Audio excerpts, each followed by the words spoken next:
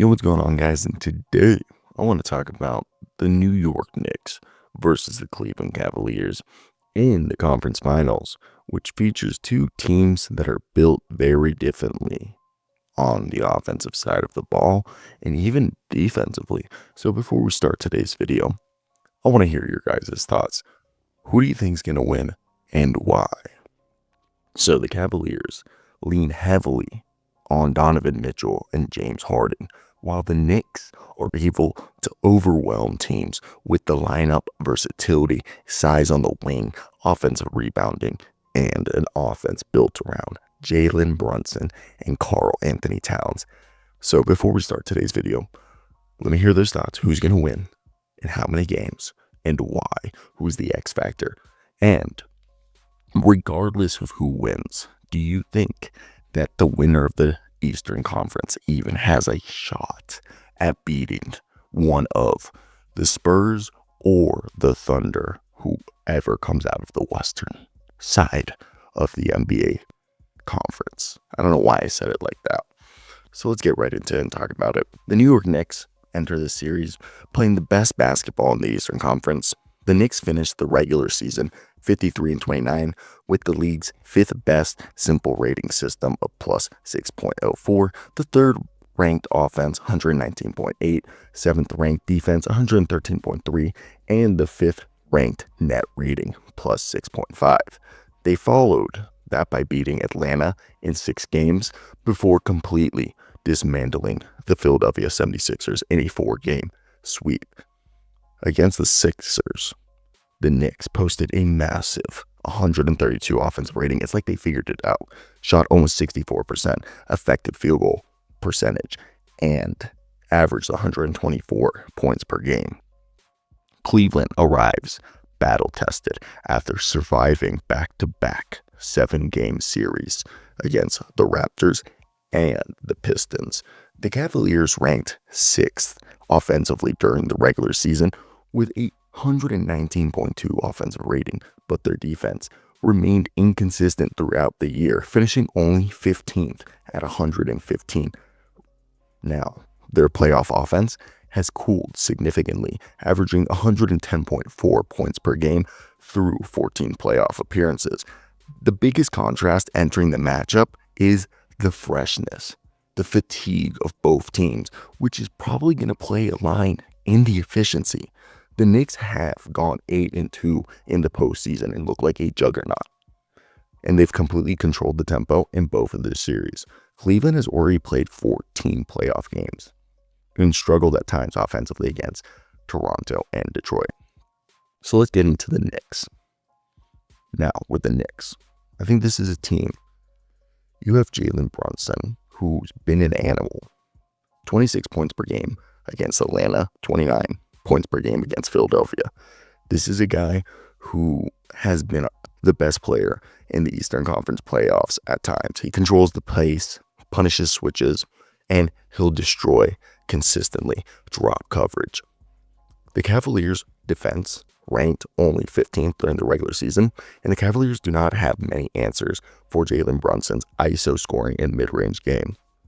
Mikal Bridges averaged 17 points per game against Philadelphia, only shot 64% from the field. It was insane against Philadelphia.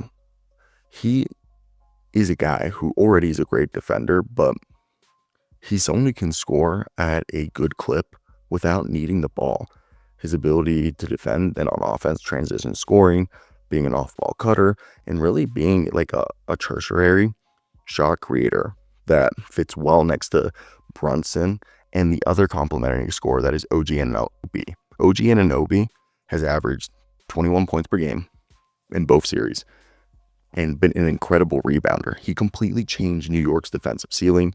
He gives them a physical wing who's able to not only defend James Harden, but switch on to Donovan Mitchell and still space the floor really well, and he loves to dunk the basketball. Now, Josh Hart, another guy who's almost averaging like a double-double. I think it's like 10 points and 9 rebounds and like 4 assists this playoffs. He continues just dominate possession basketball. He's a rebounding wing who can play the 2, the 3, the 4. He creates extra possessions, and New York's 32 28% offensive rebounding rate against Philadelphia was a huge part of Josh Hart's impact. Now, Cat, he might be the X-Factor for them. He could decide the series. Cleveland prefers to play two bigs with Evan Mobley and Allen, but Cat forces opposing centers into uncomfortable perimeter coverage. His passing ability has exploded this playoffs, he's averaged 19, 11, and 6 against Atlanta. Then he averaged 15, 8, and 7 against Philadelphia. He's been a dog. Then Deuce McBride gives him a 3-and-D perimeter shooting and point of attack player, shooting 48% against Philadelphia from deep. Mitch Robb, he is the X factor defensively. Huge presence inside. He's also averaging almost 23% rebounding rate against Atlanta and gave New York another defender. Then you have Landry Shamet, who's just shooting great from three and can space the ball around those guys. Jordan Clarkson's instant offense off the bench, another ISO scorer. And then Jose Alvarado just gives them a disruptive point of attack defender, a guy who'll guard all 94 feet, which is just so much fun to watch. And he's a guy who comes in for like 10 minutes and averages like a steal a night. So let's talk about the Cavaliers.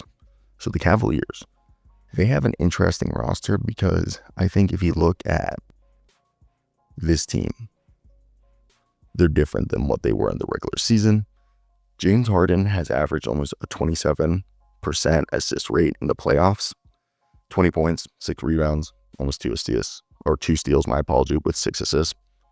Harden has been the stabilizer for the offense. I know the turnovers are a huge concern. He averaged 5 turnovers per game in the postseason and almost a 24% turnover percentage against Toronto. Donovan Mitchell, he is the X factor for them. He's the offensive engine. He averaged, 26 points so far this playoffs. And in the regular season, he was 28 point per game scorer. So he's a dog.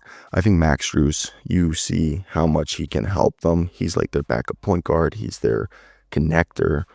10 points a game, 38% from 3 against Toronto. Strus gives Cleveland not only a guy who can defend, but space, movement shooter, and secondary passing.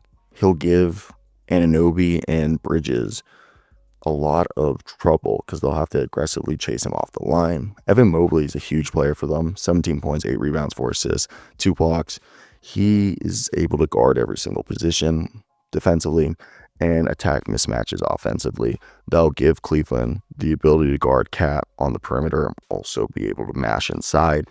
Jarrett Allen had a great final game, but 13 points, 7 rebounds, 2 blocks, and he dominated portions of the Toronto series and had a great closing out game against Pistons. Now, Cleveland needs him to control the glass against Hart, Robinson, and Towns. Dean Wade's a physical front court defender who can space the floor. Sam Merrill is one of the best movement shooters. He shot 40% so far from 3 in the playoffs. Dennis Schroeder is a secondary creator who can get downhill against second units. Jalen Tyson's a good 3-point shooter who provides athleticism and rebounding on the wing. And then Keon Ellis is a defensive guard option who can guard 1s, 2s, and 3s for them. Now, Jalen Brunson versus Cleveland's point of attack is probably the biggest mismatch in this series. Cleveland ranked 15th defensively during the regular season and struggled to contain guards throughout the postseason. Brunson is averaging 27 points while attacking in ISO or pick and roll situations. If Cleveland traps aggressively, Brunson has a significantly better spacing and pass outlets than previous Knicks playoff teams. Karl-Anthony Towns is going to be forcing Allen and Mobley into difficult decisions. If they stay near the paint, Towns can stretch the floor and shoot over the top. I don't have a problem Mobley guarding him, but he's going to be physical. And if Cleveland switches and if it's a smaller defender on him, Cat can then punish them inside. And he's also going to try to be way more aggressive at Allen and Mobley, who in the past have been known to get big bodied and not do the best against more physical, aggressive bigs. So the spacing effect also creates driving lanes for Jalen Brunson and OG Anunoby. Now Cleveland has enough talent to win a couple games. Mitchell and Harden have averaged almost 46 points per game in the playoffs entering tonight. And if both consistently pressure the rim and force help rotations, Cleveland can generate high volume three-point opportunities for Merrill, Strus, Schroeder, Wade, Tyson. And the rebounding battle, yes, New York may have the edge here. Despite Cleveland's size, the Knicks are averaging 32% offensive rebounding rate against Philadelphia and consistently generated second chance points with Josh Hart, Mitchell Robinson, and Karl-Anthony Towns crashing the glass.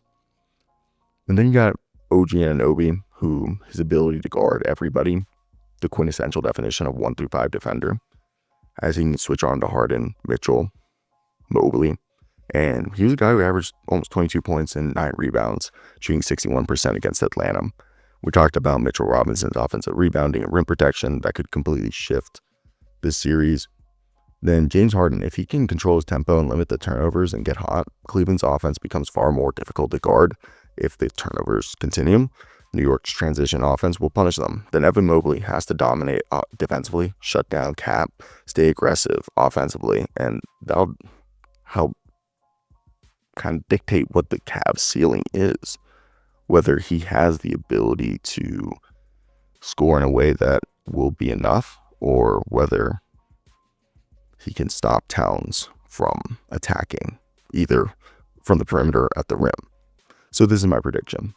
I think the Knicks are going to defeat the Cavaliers at most in 6 games.